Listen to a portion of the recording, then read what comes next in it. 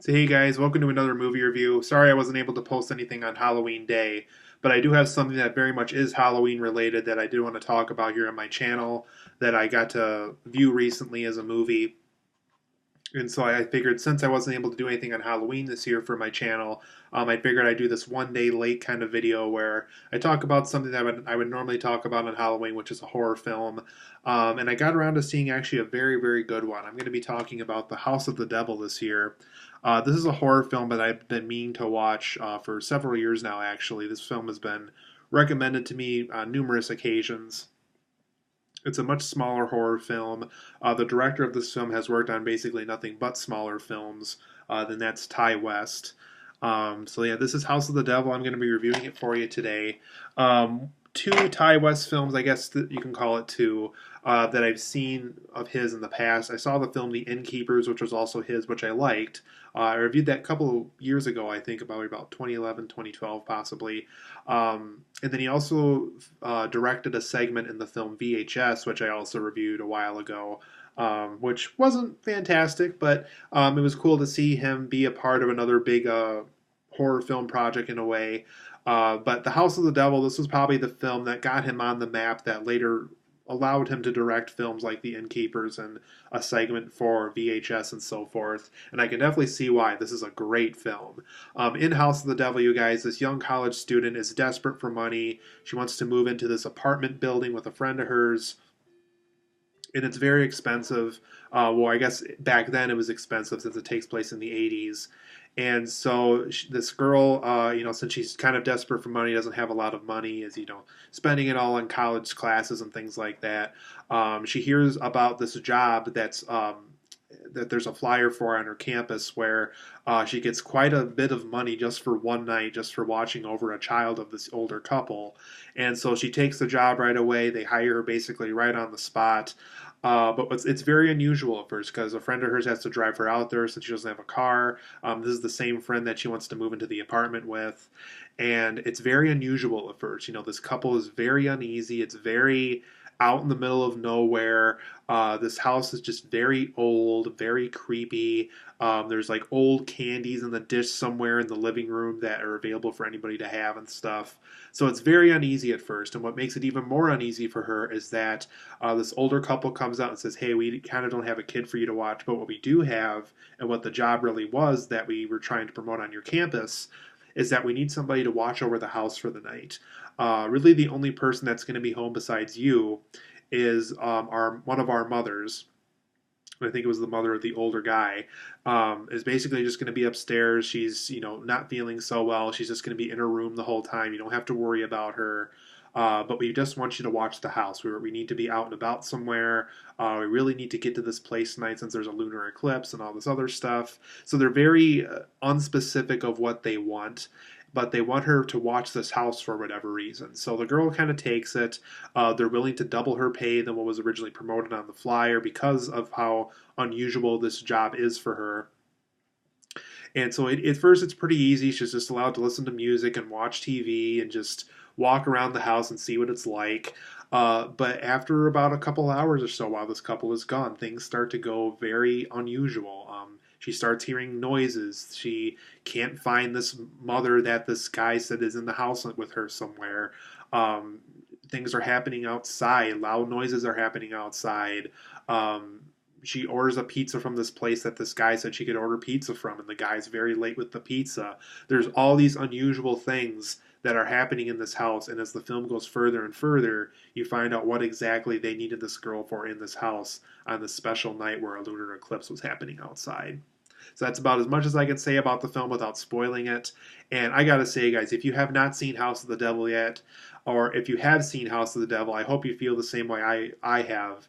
And it's a very special film that was made not too long ago within the 2000s that really does feel like something that would come out in the 1980s. It does kind of have like a When a Stranger Calls, Rosemary's Baby kind of a feel to it. Very much that kind of film.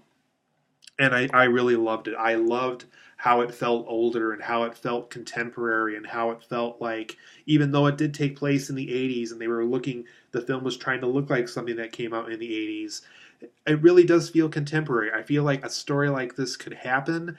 I think in today's world, I think it'd be easier to get out of the situation with cell phones and social media and things like that. And back when this film, when this film takes place, which was in the '80s, they just had pay phones in houses and landline phones within houses and stuff. So it was a much harder thing to be able to get a hold of somebody out in the middle of nowhere like this. So I think it was appropriate to make this film takes place in the '80s because that was really the last decade where you could take a film like this or a story like this and make it take place out in the middle of nowhere, and you're really at a disadvantage just because of the fact that you really have nobody to get a hold of unless if you have a good quality phone out there with you.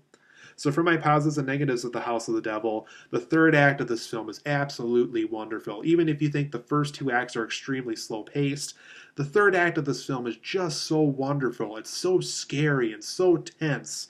The makeup effects are just wonderful. It's a hard third act to talk about just because I'd be spoiling the movie. So without spoiling the movie, all I can tell you is that it's very scary. It's very worth your time. Any doubts you had early on in the film get answered and resolved within the third act. It's a very satisfying third act for a film, and that's something that I liked. Is it's a film that knew how to wrap itself up, and man, it did a wonderful job with it.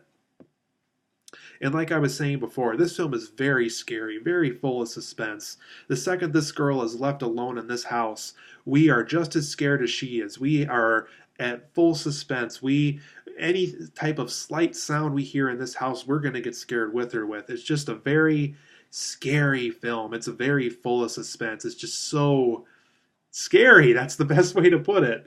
Um, I really like how this film also feels like something that came out in the 1980s. They got the old cameras out, they got the old outfits out, they gave them the technology that was around at the time. There is no iPhones in this, there is no computers, there is no internet or Facebook or anything of that nature in this movie. It does feel like it belonged in the 1980s, and I like how the film manages to feel like that. And I also like for throughout the most of the runtime in this film where we're stuck alone in the house with this lead actress. And man, does it feel great. It just feels so suspenseful and so scary. It's just, there's a lot of scenes here where she's just walking around in the dark and it feels terrifying. It really does feel scary. She is out in the middle of nowhere with just a phone in this house, and if that phone goes dead, she can't get in touch with anybody in this house, and it's terrifying. There's a supporting character in this film that's played by Greta Gerwig from the film Greenberg, I think she was from. She was also recently in the film Wiener Dog, I think. She plays the close friend of the lead actress in this film. So she's kind of like the friend that was going to move in with the apartment with her if things worked out. And I liked how her character kind of represents how the audience is feeling about things, the way she talks about things, and the way she thinks about things. I really felt like I was feeling the same way she was. Like, oh, you promised if these people were complete creeps that we would leave right away, and like things like we got to make sure we pull down all those flyers around campus. That way, you're guaranteed to get the job, and nobody else gets it and stuff. So there's things that she says and does throughout this film that I think represents what the audience is thinking. So I think it was cool how Ty West was able to incorporate a character that feels kind of the same way the audience feels while this girl's being terrified and we're terrified with her while we're stuck in this house with her. For my negatives of The House of the Devil, because it's not a perfect film, but I think it's a very, very well executed film that I just have two nitpicks with. And those two nitpicks happen to be, and I would say this happens probably mostly with the lead character, I would say. There's a lot of moments in this film where the lead character just does some really stupid things. Something as simple like, hey, if I'm gonna watch over this house for the night, I probably should meet the mother that you want me to, that you're speaking of. Like, if you're, it's fine if you want me to just watch over the house, but let me meet the mom first. Let me know who I'm exactly going to be stuck in this house with for the next 4 or 5 hours. I kind of need to know that. And it never, at one point, she's like, she never really has that need to get to know this person. She went through all this trouble to babysit supposedly, and she doesn't even bother meeting this woman that she has to watch over realistically. So I thought it was kind of stupid how there was things like that, and there was much more than just that moment, of course, but there's things like that where just like, don't you kind of want to meet the person you're going to be stuck in this house with for the next couple of hours? You you think that would be the case, and I know that's meant to be the suspense, but if it were me, I would definitely want to meet this person before even considering taking this job right away. There's also a couple scenes where they mislead the scares on you. Like I was saying earlier, there is a part where they give her a phone number to order a pizza with and things like that. There's one scene where they really, really build up a scare for a long time, and by the time the scare happens, it ends up just being the doorbell for the pizza guy. It's a very lame, misleading scare. There's a couple of moments leading up to the third act that kind of play out like that, but man, once that third act hits, it really does hit. So I'm going to give The House of the Devil a 9 out of 10. This is kind of the film I was hoping to review for Halloween that I'm a little bit late on. I apologize. But as a result, I got to see a really incredible film that I've been meaning to watch for a long time. And for those who haven't seen House of the Devil yet, please go out of your way and find this film. It's truly good. I really hope Ty West directs more horror films like this one. You know, I liked The Innkeepers, but I liked how this film specifically really felt like it belonged from the 80s. And I hope more films he makes does feel like this, because I like that feeling and that vibe that he was managed to maintain here in this film. So House of the Devil gets a 9 out of 10. If you haven't seen it yet, please do so. It's an amazing film to watch for Halloween.